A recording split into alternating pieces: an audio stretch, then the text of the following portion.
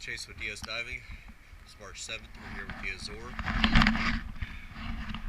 Very heavy barnacle growth. Removed at least 300 to 400 barnacles. Completely covered the whole propellers, shafts, everything it takes. Got it removed and got most of the glue scraped off. I'll show you what it looks like